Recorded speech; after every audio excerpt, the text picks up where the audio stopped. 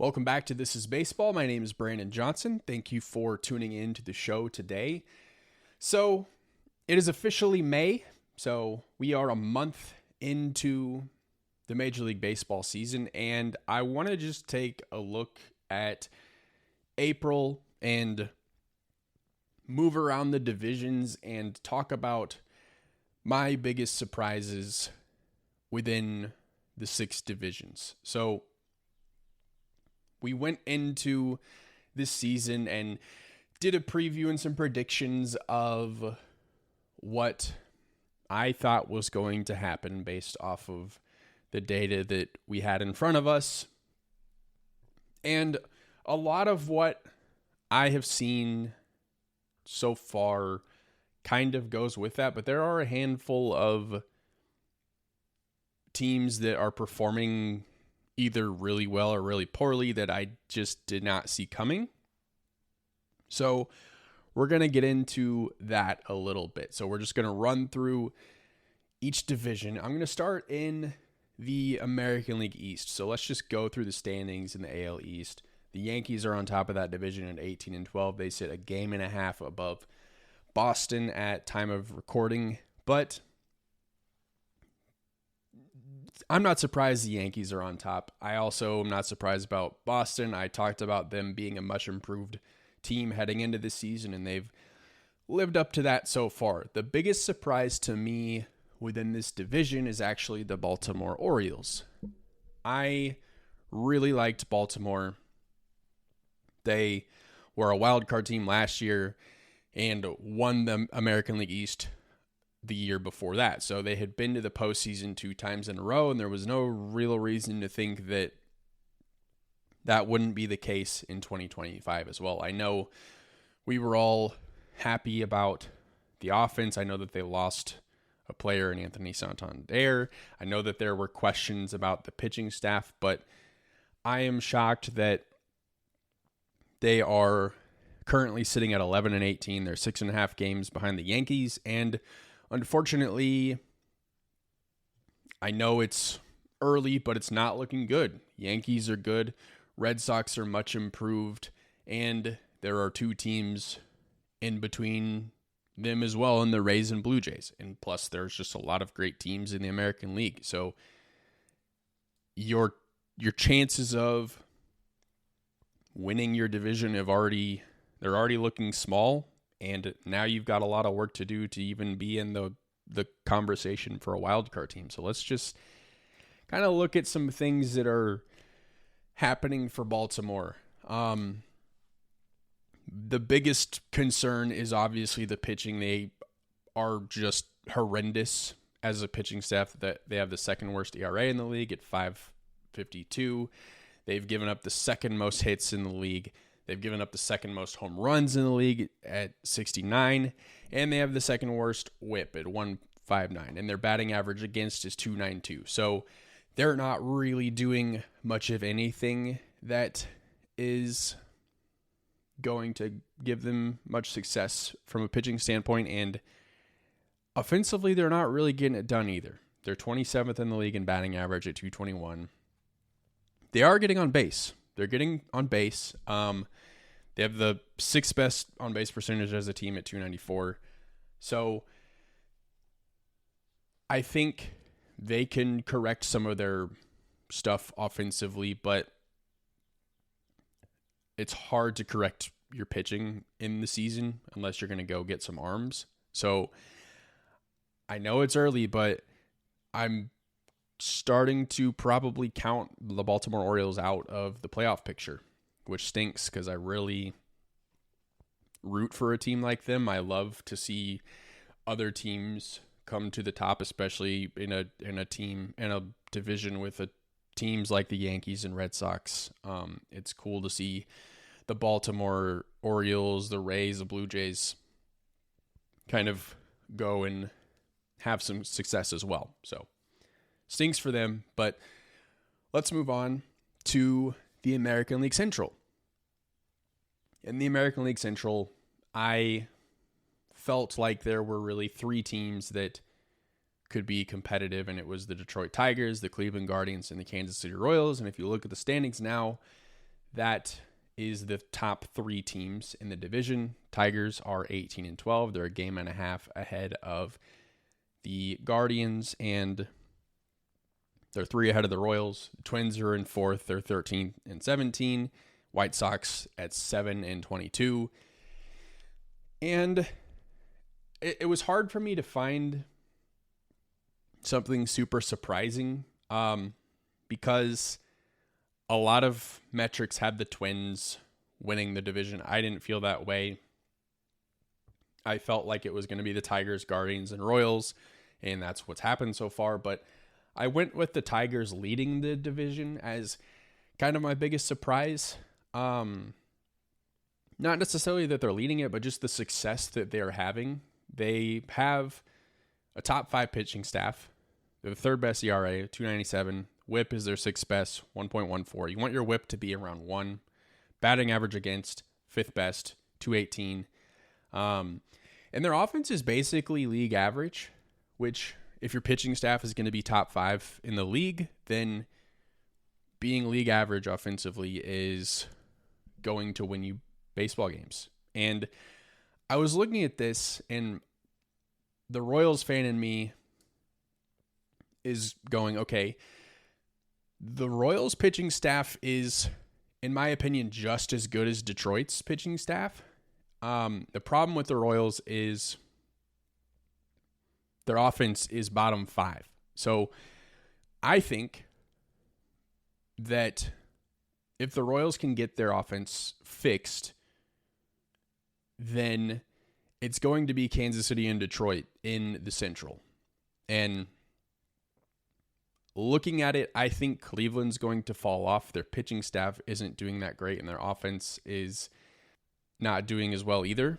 So I actually think it's kind of a miracle that Cleveland sits at 16-13 right now. I actually think that that is something that will fall off as the season goes on, and they'll fall down in the standings, and the Royals will go up, because I do think that their offense will get better. But for the Central, it's Detroit having the just amount of success that they're currently having.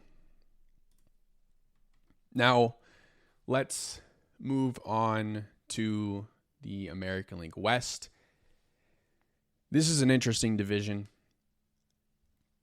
So, previewed this thinking Texas was going to be good again, and they're getting there. Houston is always going to be a factor, but the biggest surprise so far is Seattle Mariners being on top of the division. So the standings in the American League West, the Mariners are 17-12. They sit a game ahead of Houston and a game and a half ahead of Texas. Even the A's are sitting at 500, but Angels are at the bottom of the division. So the problem with Seattle, I talked about Seattle. I do not think that they're a real contender. I think we're going to know in the next 30 to 60 games where they stand, and I don't think it's going to be a playoff team. I think their pitching is just okay. It's not great. It's not terrible. They get on base, and they score a ton of runs offensively. But I think right now, Houston and Texas both have significantly better pitching staffs. I think they have top 10 pitching staffs, actually, both of them there. Houston and Texas's offenses aren't quite there yet. So I think if and when Houston or Texas get their offensive game going, then they're just going to jump. They're just going to jump over Seattle. And even if it's maybe Houston doesn't get their offense going, but Texas does, it's one or both of them are going to leapfrog Seattle in the standings, and it's, to me, a matter of when. And it stinks that I feel that way about Seattle. I want them to succeed, but I don't see it. Even based off of their recent track record, they do this where they're really good for a little bit, then they fall off, and they're good again, and then they fall off, and they never actually get over the hump. So that's my look on the American League. I would love to look at this a month from now and see where everything's sitting as far as standings and where teams are. But moving to the National League, I'm going to start with the National League East. And this is an interesting division because it is still, in my opinion, a 3-team race with the Mets, Phillies, and Braves. The Mets are on top. The Mets are actually, they have the most wins in the league right now. They're sitting 21-9. They're 4.5 games ahead of the second place Phillies. Atlanta is in third. They're 14-15. We've talked about Atlanta a ton on this podcast so far, and the just awful start that they've gotten off to. They've turned it around a little bit. They're 8-2 in their last 10 games. Like I said, just under 500. So not out of it, but they've still got a lot of work to do playing against a really, really good Mets team, a Mets team that has a top 10 pitching staff as well and an offense that just scores a ton of runs. Very, very good team in New York. I am surprised a little bit that the Mets have gotten off to as good of a start as they have. I know they signed Juan Soto, they brought back Pete Alonso, Sean Manaea, all that. I just thought that it might be a little bit of a slow burn to get things going and then be like a mid-season jump. But so far, obviously, between them getting off to a hot start and then Atlanta not quite having things go their way with they didn't have Spencer Strider to start the season, don't have Ronald Acuna Jr. They lost Jurickson Profar to the PED suspension. But I think the Braves are going to turn it around a little bit, and we're still going to have a lot of fun in that division. But so far, yeah, Mets are a big surprise. Not only because they're at the top of the division, but because they have the most wins in the league right now. That would be something that I would assume that the Los Angeles Dodgers have, but that's not the case right now. Now the Dodgers are 20-10. We'll get to them in a second. But yeah, let's go ahead and talk National League West, actually. So let's go through those standings. Just said it. The Dodgers are 20-10. They sit on top of the division. They're 1 game ahead of the Giants and a game and a half above the Padres. So Dodgers, Giants, Padres, Diamondbacks, Rockies. The Rockies, by the way, are 4-25. They are miserable. Okay? That's not the biggest surprise. I knew that the Rockies were going to be bad, but 4-25 is embarrassing. So let's look at the biggest surprise in the West, though. And for me, it's the San Francisco Giants. I know they've made improvements, but I felt like the Dodgers were just going to run away with this division, and the Padres were going to be a really good team as well that fell short and became a wild card team. Thought the Diamondbacks would be all right as well. The Diamondbacks are game over 500, but it's the Giants for me. I do wonder if it's sustainable. They have an okay pitching staff. They strike out a ton of batters. They have a lot of questions offensively, but they do know how to score runs. They're one of the best run-scoring offenses in the league. And at the end of the day, scoring runs is the name of the game. So we'll see. That's a team that I would be excited to look at a month from now and see where they are. Let's move on, though. We have one division left to talk about in Major League Baseball, and it is the National League Central. So just checking out the standings there.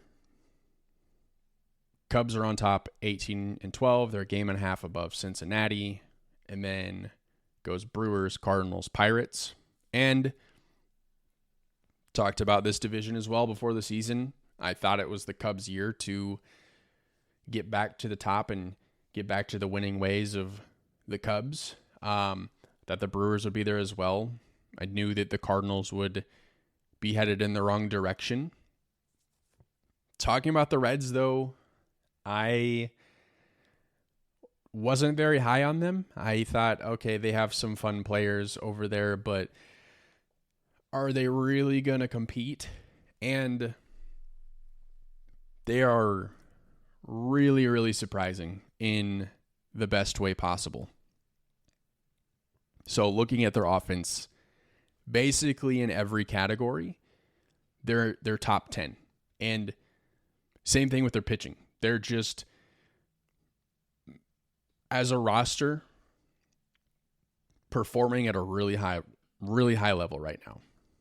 And looking at the division, I actually think, you can question whether or not what the Reds are doing is sustainable, but the Reds could give the Cubs a run for their money in the National League Central, because the Cubs have a phenomenal offense. The Cubs, I think, have a better offense than the Reds, but they have a lot of questions on pitching. So